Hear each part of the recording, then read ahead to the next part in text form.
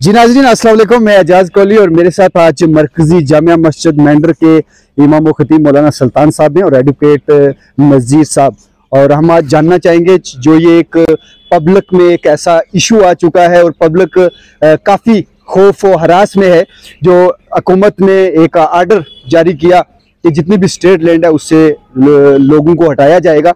हालांकि उन्होंने ये भी कहा कि जितने भी मकान बने हैं या गरीब तबके को नहीं छेड़ा जाएगा, लेकिन फिर भी कहीं ना कहीं लोगों का ये मानना है कि ये हुकूमत जो वादे करती है उस पर उतरती नहीं है। कहीं ना कहीं जिस चीज़ का भी वादा किया है वो अपने मर्जी से काम करते हैं। हम जानना चाहेंगे कि आखिर इनका क्या है।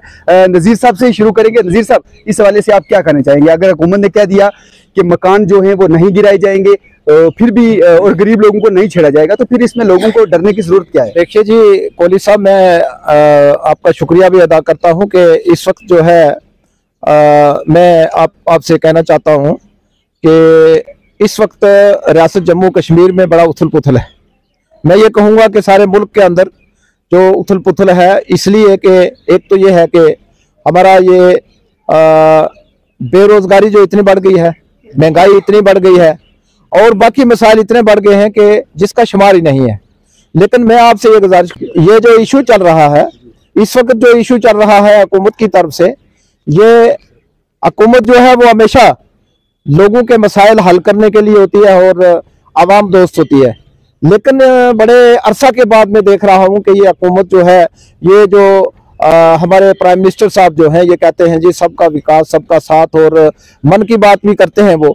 लेकिन हम ज़रा ये मौजूदा हुकूमत को ये पूछना चाहते हैं कि क्या आपका विश्वास, आपका साथ यही है कि गरीबों के लिए आपने एक ऐसा कानून बना दिया कि जिन लोगों ने सदियों से अपने मकान जो हैं वो बना के वो राइश पजीर हैं, और बहुत गरीब लोग हैं जिनके पास जो है, कुछ तो ऐसे हैं कि लैंडलेस पर्सन हैं जिनके पास ज़मीनें भी नहीं है, वो ही एक झोंपड़ी रहने के लिए है।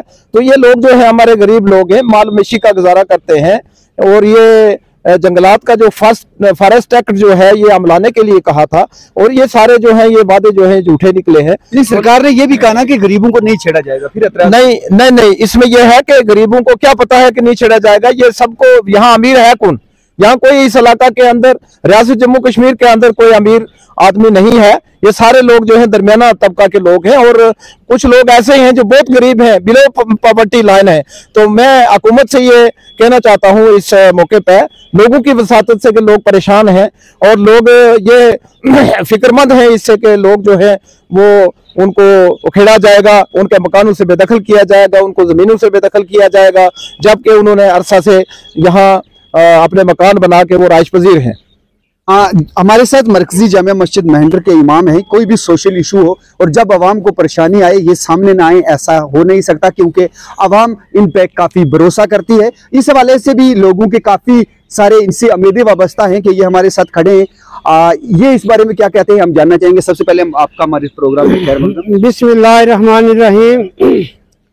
अजीज़म एजाज कोहली साहब, बहुत बड़ी आपका शुक्रिया आपका कि आप हमारे इस मसले में हमारे पास भी मरकज़ में आए हो।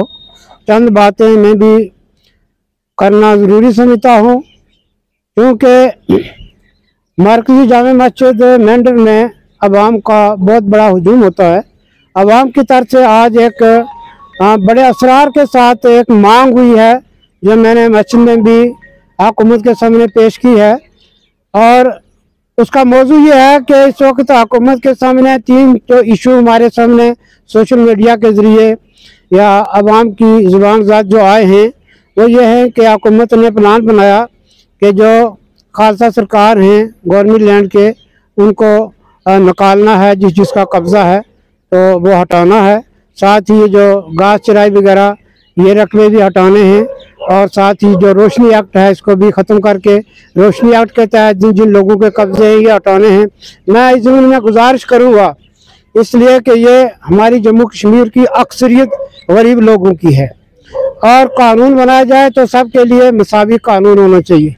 इन दोनों एतबार से मैं गुजारिश करूँगा कि जहाँ तक रोशनी एक्ट का ताल्लुक है, वो तो किसी तहसीलदार का बना हुआ नहीं है, या नायब तहसीलदार का बना हुआ, या पटवारी का बना हुआ नहीं है, बल्कि ये हमारी जम्मू कश्मीर असम्बली ने इसको पास किया और गवर्नमेंट का पास किया हुआ, हमारी कश्मीर गवर्नमेंट का पास किया हुआ ये एक्ट है, जिसके तहत ये रोशनी के तहत, जबकि वो अभी फैसला भी नहीं हुआ, बल्कि वो हाई कोर्ट सुप्रीम कोर्ट में वो फाइलें भी चल रही हैं और वो अभी उसका इंतज़ार बाकी है। इंतज़ार तो अभी है ही है, मगर पहले ही हमारी जो यूटी हुकूमत है इसने उसके ऊपर अमल दरामद शुरू कर दिया है बगैर किसी अदलिया के कोर्ट के फैसले के। पहली तो बात ये गलत है जो मेरे समझ में आ रही है। क्या कहना चाहेंगे? तो मैं ये कहूँगा कि इस ज़मीन में हुकूमत को इस पर नजरसानी करनी चाहिए।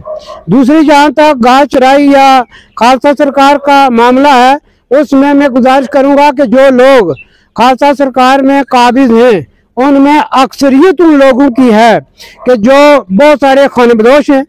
जो खानाबदोश हैं उनमें से कुछ लोगों को तहसीलदार ने जगह अलॉट किया, कुछ को डीसी ने किया, कुछ को कमिश्नर ने किया, कुछ को किसी चीफ मिनिस्टर ने की है। तो गोया कि वो सारे कानूनी जुमरे में लाते हैं जिनको हुकूमत के जिम्मेदार लोगों ने वो बेसहारा और बेघर समझकर, खानाबदोश समझकर उनको वो रकबे अलॉट हुए हैं। तो अगर ये सारा कुछ सिस्टम जो है ये धर्म भरम कर दिया जाए तो बहुत सारे लोग घरों से मुँह हाथ धो डालेंगे और ये एक बहुत बड़ी ज्यादती होगी अवाम के साथ, खुसूसन गरीब लोगों के साथ ये ज्यादती होगी।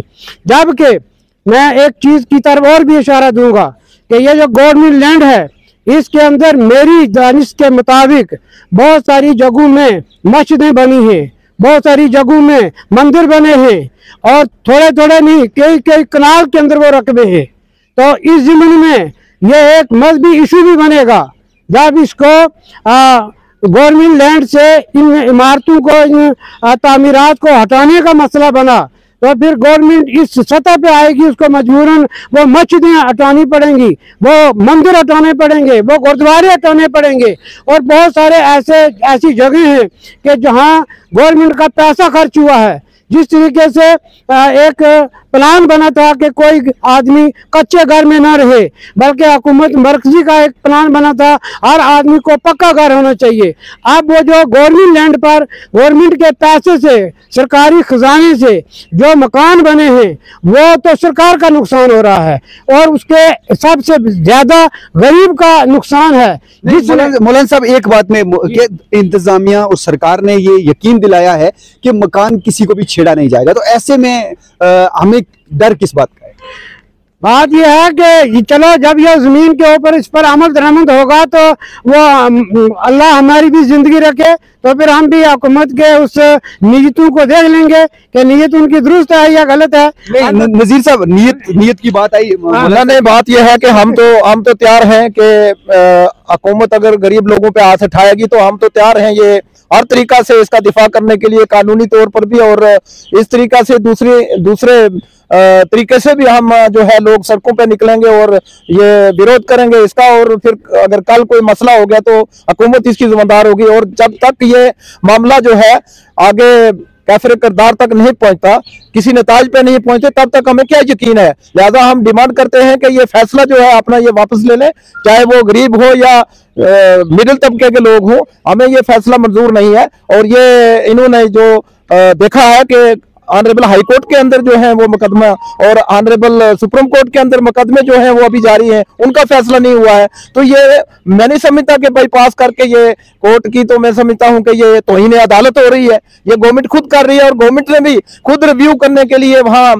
याचिका दायर की हुई है कि इसको जो इन्होंने पहले ऑर्डर किए थे, तो अब ये अपने फैसले जो है खुद उसमें यू टर्न लेकर जो है लोगों को परेशान कर रही है। ज्यादा ये है कि हम ये बॉर्डर इलाका के लोग हैं, ये इन लोगों ने हमेशा हर जंग में इस मुल्क का दिफा किया है, अपनी फौज के साथ जो है ये सेना के साथ जो है ये शाना बशाना चले हैं। तो लिहाजा इन लोगों के साथ ये क्या जुल्म हो रहा है। हम ये कहना चाहते हैं कि ये बॉर्डर एरिया में ये लोगों के पास ये स्टेट लैंड ही है, जंगलात के रकबे हैं, डोकू में इनके रकबे हैं, कब्जे हैं। तो अगर इनको आप इस तरीके से इनको बेदखल कर देंगे तो ये लोग कहाँ जाएंगे। लास्ट कमेंट में मुफ्ती साहब, आप क्या अवाम को क्या पैगाम देना चाहेंगे ऐसी सूरत में, वो क्या करें? मैं अवाम को ये कहूँगा कि पुरअमन तरीके से अपने हक की मांग के लिए आपको इख्तियार है कि आप जायज़ तरीके से अपनी मांगों को मनवा सकते हैं और अपनी आवाज को बुलंद कर सकते हैं।